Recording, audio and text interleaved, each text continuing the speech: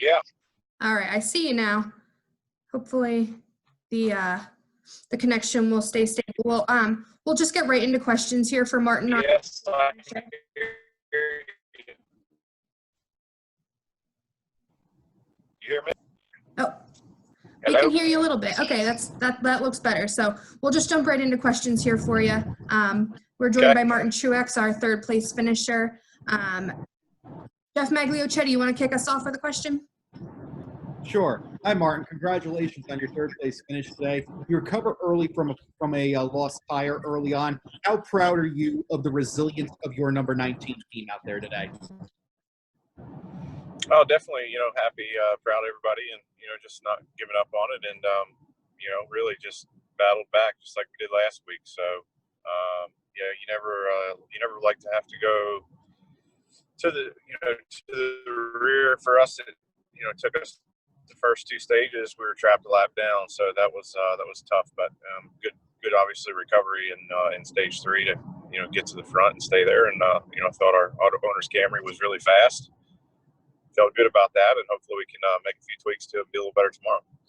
What did you think of the choose rule today?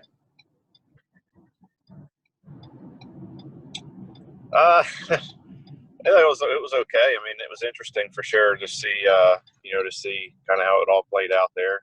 I don't know that it changed the race a whole lot, but it was interesting for sure. So see how it plays out. I think lane dominant. That we've seen a lot of guys pick the outside, but a few guys were able to get the lead from the bottom as well. So pretty interesting how it worked out, and definitely learn some stuff for tomorrow. Thanks, Martin. Congratulations. All right, we're going to take our next question from Stephen Toronto. Go ahead, Stephen. Martin, in this race last year, drivers could catch the leader, but they couldn't pass him. Today, we saw a lot more passing for the lead. I asked Kevin about that, and he mentioned that the application of PJ1 on the outside really created a third groove. Exactly how did you experience that, and how many options did you guys have in terms of different lanes?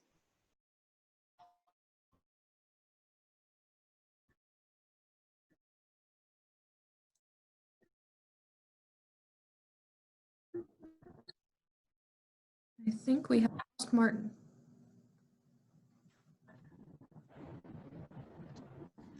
It was definitely, I thought the racetrack was really good for sure. I mean, I don't know that we've seen a whole lot of passing for the lead other than, he was obviously really, really, really fast.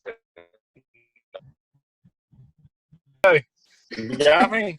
Yeah, we have you a little bit better now. Sorry about that. No, it's my fault. Sorry.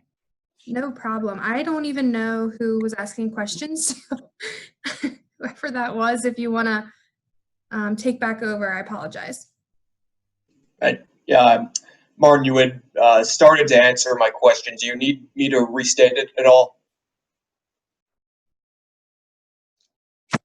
I guess no. What I was saying about the track, I thought the track was really good. Obviously, PJ1 lane gave us an option, but it wasn't just dominant to where everybody had the run there, which is what we've seen, kind of in past races at certain tracks, like Kentucky and Texas and, a few other places. So it was definitely a really good option, but it wasn't always the one place to be. And you had other options as well, which that made the racing really good. And Kevin actually said that with this current rules package and the racing surface today, he said that NASCAR is really close to getting the sort of racing that, quote unquote, everyone wants at Michigan. How do you feel about that? Do you agree with that? Yeah, I would agree with that. I think it's definitely a good step. We've seen a lot of passes for position today. And again, we had, 3 good grooves on the racetrack where you could make some speed. So, I definitely thought it was a good race. And Michigan's a challenging place to put on good racing because the speeds are so high. So definitely thought it was a good day for everyone there. And, it was a fun race as well. Thank you. Thank you. All right, our next question will come from Kelly Crandall. Go ahead, Kelly. Thank you. Hey, Martin. The cut tire early on, you apologized for over the radio, said it was your fault. How frustrating is it with these cars that you really can't even make the slightest bit of contact with someone for fear of that? And how much does that change just how aggressive you drivers are because they know you can't really use these cars up? Yeah, I don't know. I mean, it's frustrating when you make such a small mistake and have to pay, such a big consequence. But, I would say that in general, have been in that same situation many times. And I mean, I barely touched him on accident, obviously. And then, I must have just hit him in the perfect spot because it cut down my tire and then his. So, very, very slight contact. And, it's frustrating for sure. But I mean, you look at all the restarts at the end, guys are banging into each other, and, the front and rear bumpers are pretty strong. So you can use those. So, really just side to side contact could be a big deal if you mess up like I did. So, again, it was a mistake that really cost us a lot of stage points and Reddick as well. So I hated that for him, that he was a victim of my mistake. But yeah, I was surprised it happened, really. Really surprised, but, fortunately we were able to overcome it. When you do something like that and you take responsibility, feel it was a mistake, do you feel like you then have to almost like make it up to the team? Do you drive any harder? Are you mad? What's it like when it's so early in the race and you're already behind the 8 ball? It's not fun. You don't want to ever be the guy that screws up. And, last week we had an issue on a pit stop, had a tire get away and had to go to the back for that. So, I mean, it's, we win, we lose together. We do this. Everybody makes mistakes from time to time. And, whether it was last week with, a pit stop issue or this week of, me having contact on the track, you just fight and claw as hard as you can all day long. I mean, until the race is over, you're giving, everything you have for your team, your sponsors, everybody involved. And, that's no different, no matter the situation, what happened, it doesn't matter. You put it in the past, you move on. All right, we'll take our next question from Jeff Magliochetti. Go ahead, Jeff. Oh, sorry, I asked my question already. Okay. Sorry. No problem.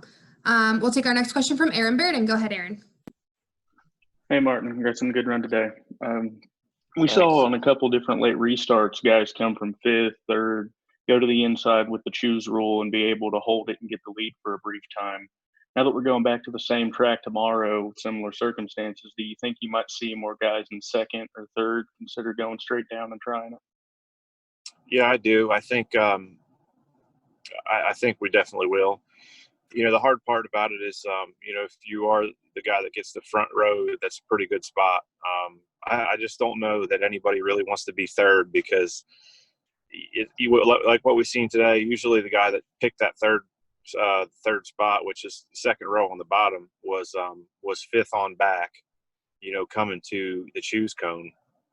And problem with starting 3rd is you have to, try to push the guy in front of you, get him going, try to push him to the lead to give yourself a chance.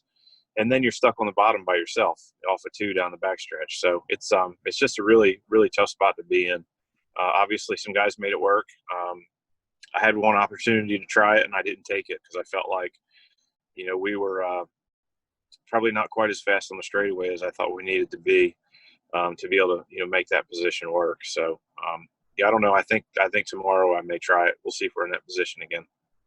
Okay. You already kind of hinted maybe at the answer to my second question, but do you guys know where you might be behind Kevin? I feel like everybody was kind of behind the 4 car today. Do you guys kind of know what you might need to work on going into tomorrow? I think we have some ideas of ways to help our car do the things we need it to do.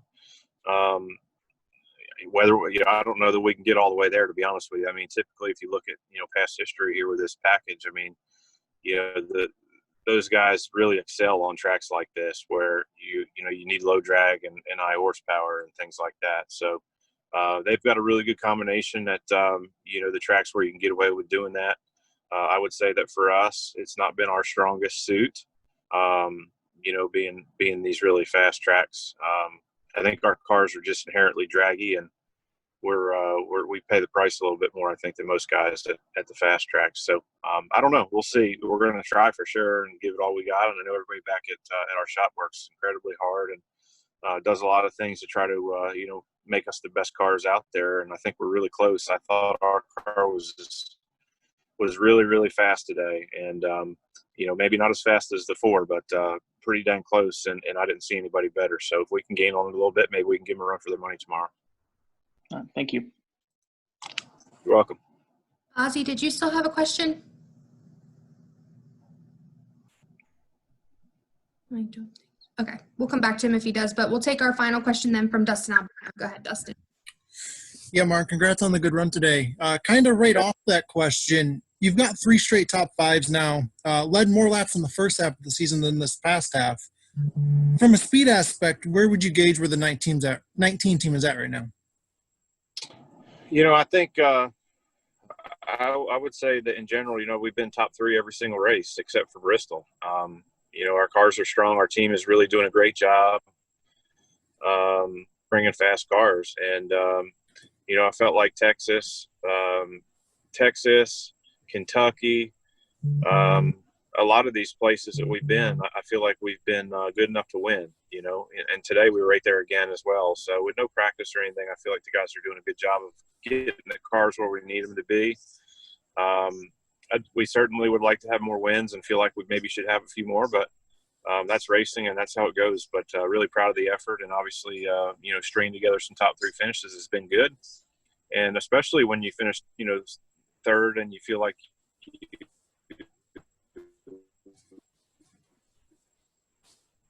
underachieved, that's a good feeling to have as far as good about things. And, we're consistent is what we need to be. So feel good about it. And hopefully we can continue to find little things that will make us faster. Cool. Thanks, Martin. Thank you. All right, Martin. Well, thank you so much for joining us. And congratulations on the finish. And we'll see you back at Michigan tomorrow. Sounds good. Thank you. I appreciate it.